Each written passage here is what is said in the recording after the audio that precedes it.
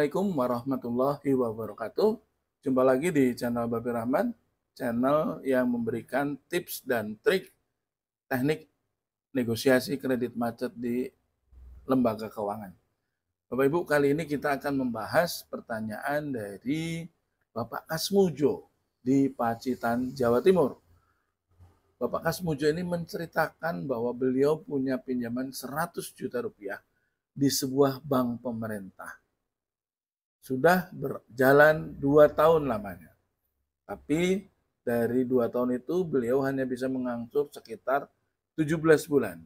Sisanya sampai sekarang dia tidak bisa mengangsur.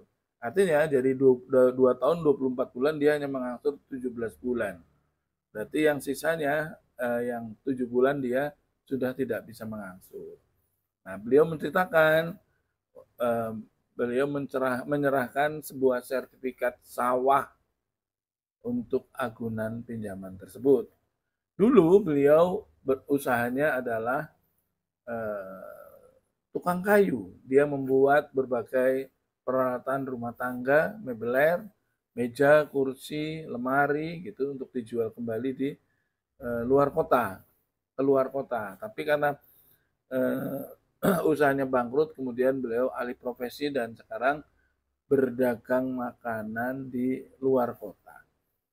Nah, karena petugas beberapa kali mengunjungi rumah beliau tidak pernah ketemu, hanya ketemu istri atau anaknya saja, maka kemudian suatu ketika petugas bank tersebut datang dengan membawa sepucuk surat yang isinya adalah surat kuasa menjual. Jadi dari penjelasan beliau, isi redaksi surat tersebut adalah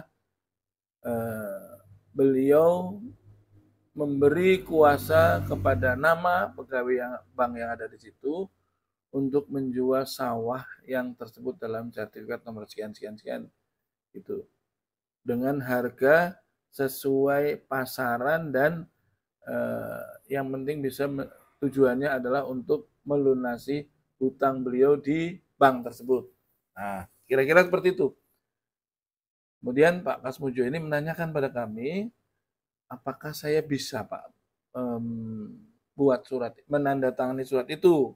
Karena saya sejak surat itu dititipkan kepada istri saya belum pulang, tapi oleh istri saya surat itu dipoto dan dikirimkan ke saya. Nah, saya sebelum pulang untuk menandatangani surat itu, saya tanya dulu ke Bapak, apakah saya perlu tanda tangan dan untuk apa kiranya gitu ya. Jadi Bapak Ibu, permasalahan yang menimpa Pak Kasmujo ini saya angkat agar bisa menjadi pelajaran buat kita bersama. Jadi saya menduga bahwa karena pinjamannya 100 juta di sebuah bank pemerintah, saya menduga itu pinjaman itu adalah pinjaman kur.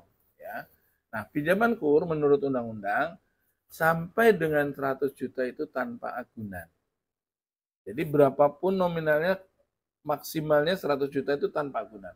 Jadi kalau Bapak Ibu saat ini masih punya pinjaman kur dan ternyata Bapak Ibu menyerahkan agunan, berarti Bapak Ibu itu pinjamannya sebenarnya tanpa agunan. Agunan yang Bapak Ibu serahkan itu tidak dilakukan pengikatan terhadap agunan tersebut. Jadi perlu dipahami ya, kenapa bank bisa melelang? Karena adanya pengikatan jaminan terhadap jaminan yang diserahkan. Kalau jaminannya diserahkan tapi tidak ada pengikatan, ya berarti bank tidak bisa melelang. Nah, konteksnya bila pinjaman 100 sampai dengan 100 juta itu kur, maka sebenarnya pinjaman itu tanpa jaminan. Kalau ada jaminannya berarti bank hanya menyimpannya, tidak melakukan pengikatan terhadap jaminan tersebut. Jadi saya anggap itu adalah jaminan psikologi supaya debiturnya disiplin mengangsur, supaya debiturnya takut, jangan sampai kelelang dan seterusnya. Karena sebenarnya sertifikat itu hanya ditaruh di dalam berkas pinjaman atas nama beliau. Nah, karena tidak ada pengikatannya, maka bank tidak bisa melelang. Oleh sebab itu, maka petugas banknya kemudian berimprovisasi membuat surat kuasa menjual.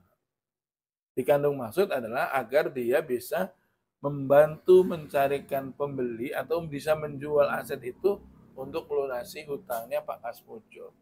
Tapi ini sebenarnya tidak boleh, ya Bapak Ibu. Tidak lazim. Kalaupun misalnya boleh, itu tentu karena kesepakatan. Jadi Pak Kasmujo itu boleh menolak menandatangani surat itu. Jadi sebenarnya yang sepatutnya itu bank itu hanya membantu mencarikan pembeli. Jadi terhadap harga, terhadap negosiasi, tawar-menawar, itu ya tetap saja harus dengan debiturnya sebagai pemilik. Bank hanya membantu mencarikan pembeli dalam rangka agar bisa aset terjual dan untuk melunasi. Itu pun harus atas kesepakatan dengan debiturnya. Nah, kalau tadi surat itu redaksinya seperti itu, berarti seolah-olah Pak Kasmujo dimintai tanda tangan untuk menyerahkan, memberikan kuasa jual kepada pegawai bank dengan harganya terserah pegawai banknya gitu. Nah ini saya sarankan Pak Kasmujo jangan mau menandatangani. Karena itu tidak sah, tidak boleh. Terkadang juga memang bank itu berimprovisasi ya. Kadang pada saat nasabahnya mau pinjam, baru mau pinjam ya, sudah disetujui, baru mau direalisasi itu, kadang dia suruh menandatangani form-form yang kadang nggak dibaca lengkap, karena banyak yang ditandatangani cuma asal tanda tangan, yang penting pengennya cepat kreditnya cair. Nah, biasanya di situ juga diselipkan surat kuasa penjualan di bawah tangan. Nah, itu. Dan itu sebenarnya tidak boleh. Dan itu beresiko sebenarnya bagi bank. Karena penjualan aset jaminan tanpa melalui mekanisme lelang, maka itu dianggap jual beli biasa. Nah, kalau dianggap jual beli biasa, maka wajib menghadirkan pemiliknya di notaris. Pemiliknya harus menandatangani akte jual belinya. Beda halnya dengan kalau lelang. Kalau lelang, apakah pemiliknya setuju atau tidak setuju? Apakah rela atau tidak rela? Kalau lelang, mekanisme lelang itu tanpa membutuhkan tanda tangan pemilik jaminan. Gitu. Jadi kalau lelang, maka si pemenang lelang itu tidak butuh tanda tangan pemilik jaminan untuk membalik nama sertifikatnya. Nah, beda kalau yang tadi, karena disuruh buat surat kuasa menjual, maka kita menafsirkan itu bank sedang berimprovisasi agar dia bisa menjual aset jaminan untuk pelunasan hutangnya. Dan menurut informasi Pak Kasmujo, jaminan itu sawah dengan lokasi yang strategis di pinggir jalan raya, sehingga kalau dia panen itu kendaraan transportasi untuk mengangkut hasil panen itu bisa sampai di depan sawahnya. Berarti tempatnya sangat strategis. Dan dia memperkirakan harganya saat ini mungkin sekitar 800 juta. Sementara pinjamannya hanya 100 juta. Jadi Pak Kasmujo boleh menolak. Penandatanganan tersebut. Dan terhadap misalnya ada teman-teman yang kasusnya sama dan pernah menandatangani surat kuasa menjual saat kredit direalisasi, itu jangan khawatir. Kalau sudah terlanjur menandatangani surat kuasa menjual itu, jangan khawatir karena pembeli atau bank yang menjual kepada pihak lain secara di bawah tangan, maka Bapak Ibu bisa menolak saat akan dibalik nama di notaris, karena tetap akan membutuhkan tanda tangan Bapak Ibu di notaris. Bapak Ibu bisa menjelaskan bahwa itu bukan saya yang menjual, saya tidak pernah menjual, saya tidak mau tanda tangan. Dan kalau pemiliknya tidak mau tanda tangan, maka dipastikan proses jual belinya itu tidak bisa dilanjutkan. Proses jual balik namanya sertifikat tidak bisa dilanjutkan.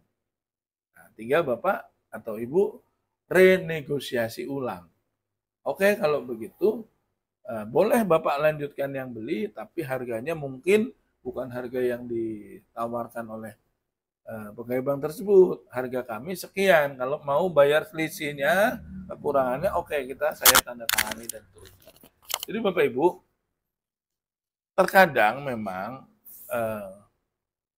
pegawai bank itu selalu berpikir keras, berimprovisasi bagaimana caranya agar debitur macetnya itu bisa lunas. Memang membutuhkan kreativitas. Ya, seperti saya sering menceritakan, mereka pasang spanduk, mereka pasang stiker, mereka panggil ke kejaksaan, mereka gugat ke pengadilan, itu semua dalam rangka improvisasi agar debiturnya mau setor atau debiturnya melunasi tunggakannya. Karena semua sebenarnya tanpa itu semua bisa, ya, tanpa harus pasang stiker, tanpa harus gugat ke pengadilan, tanpa panggil kejaksaan, bank bisa kok melelang. Nggak perlu itu semua gitu. Jadi dengan kata lain, kalau Bapak Ibu saat ini sedang digugat di pengadilan atau sedang dapat panggilan dari kejaksaan atau rumahnya diplang, di stiker dan sebagainya, percayalah itu adalah bagian dari kreativitas pegawai bank agar nasabahnya yang macet mau setor gitu. Tapi sebenarnya mereka bisa melelang tanpa itu semua, tapi tidak mereka lakukan. Nah, kenapa? Karena satu-satunya senjata bank itu sebenarnya hanya lelang.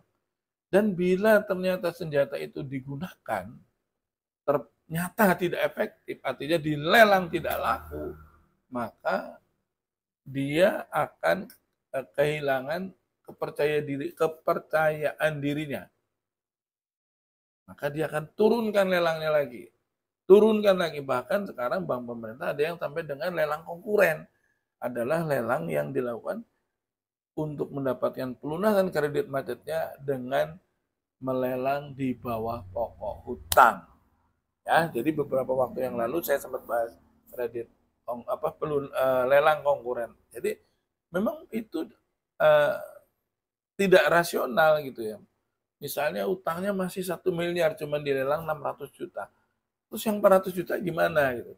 Ya berarti bank sudah mengambil resiko merugi dalam rangka agar yang penting kredit macetnya si Fulan ini cepat selesai gitu.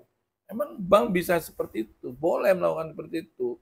Jadi saya kemarin dikirimi salah satu teman yang pernah berkonsultasi saya. Jadi ada sebuah konten yang mengulas tentang bank yang melelang di bawah harga pasar, kayak gitu. Apakah pelanggaran atau tidak? Terus oleh konten kreator tersebut dibahas bahwa itu melanggar undang-undang. Gitu. Ya itu dari perspektif lain memang seperti itu. Tapi kalau bicara tentang hak bank, bank boleh. Jadi saya harus menganulir pernyataan itu. Dalam konteks bank mendapatkan pelunasannya, bank boleh melelang dengan secara konkuren. Karena bagi bank, hak bank itu untuk mendapatkan pelunasannya. Apabila kemudian dilelang di bawah pokok hutang, bank punya argumentasi. Argumentasinya apa? Saya lelang sebelumnya di atas harga pasar, nggak laku. Saya lelang lagi di harga pasar nggak laku. Saya lelang lagi di angka pokok utang dan itu pun nggak laku. Jadi biasanya bank melakukan lelang konkuren itu bukan tiba-tiba, bukan di lelang pertama. Biasanya sudah lelang ketiga, keempat, dan terusnya. Nah itulah yang saya sampaikan, konten kreator itu bicara secara umum, tapi dalam kasus ketika bank untuk mendapatkan pelunasannya kemudian melelang berulang-ulang nggak laku, ya bank boleh-boleh saja, sah-sah saja gitu. Tidak ada pelanggaran yang dilakukan oleh bank. Karena dengan melelang di bawah pokok utang itu, yang menderita kerugian banknya sendiri, bukan debiturnya gitu. Debiturnya mungkin rugi, tapi rugi dalam konteks bahwa dilelang jauh di bawah harga pokok, sehingga mungkin debiturnya menderita kerugian karena harganya di bawah pasar. Tapi kalau dikaitkan dengan banknya mau merugi itu sudah luar biasa. Artinya bank menganggap bahwa jaminannya tidak marketable, jaminannya mungkin overtaksasi itu penilaian appraisalnya itu terlalu berlebihan, sehingga dianggap kalau tidak diturunkan di bawah harga pokok maka berpotensi tidak akan laku. Nah, kan konteksnya seperti itu, mereka melelang di bawah harga, dari bawah pokok utang itu karena mereka menganggap bahwa ini tidak akan laku karena ini jaminannya terlalu tinggi penilaiannya, sehingga mereka menganggap lelang yang saat ini itu adalah lelang yang realistis yang menggunakan harga pasar saat ini. Jadi mereka punya argumentasi hukumnya, sehingga bila itu dipermasalahkan pun oleh debitur dengan pasal yang disebutkan konten kreator tadi, pasti akan ditolak, dan itu tidak akan berpengaruh buat bank-bank, tetap saja bisa melelang kayak gitu. Jadi Bapak Ibu, memang berkaitan dengan gugatan itu juga harus paham apa yang mau digugat, bukan cuma sekedar menggugat. Kalau cuma sekedar menggugat, nggak paham dengan apa hak dan kewajiban Bapak Ibu sebagai debitur, tidak dicarikan argumentasi hukumnya, ya percuma. Jadi gugatan itu sifatnya hanya menunda waktu saja. Kalau memang targetnya seperti itu, misalnya Bapak Ibu sudah terlelang asetnya, sudah ada pemenang lelangnya, kemudian Bapak Ibu menggugat. Nah, kalau Bapak Ibu menggugat itu berarti Bapak Ibu tujuannya hanya untuk mengulur waktu agar dia punya nafas panjang untuk menghadapi proses eksekusinya. Karena eksekusi pengosongan bisa dilakukan bila objek yang disengketakan itu dalam sengketa. Artinya objek yang mau dimintakan eksekusinya itu bila dalam sengketa. Itu tujuannya seperti itu, agar bisa ngulur waktu. Jadi tentu saya tidak bisa menyalahkan konten kreator tersebut. Dalam konteks tertentu itu memang benar, secara umum benar. Tapi bila bank tujuannya untuk mendapatkan pelunasan, bank tidak salah. Kayak gitu ya Bapak Ibu, semoga bermanfaat. Kita jumpa lagi di lain kesempatan. Assalamualaikum warahmatullahi wabarakatuh.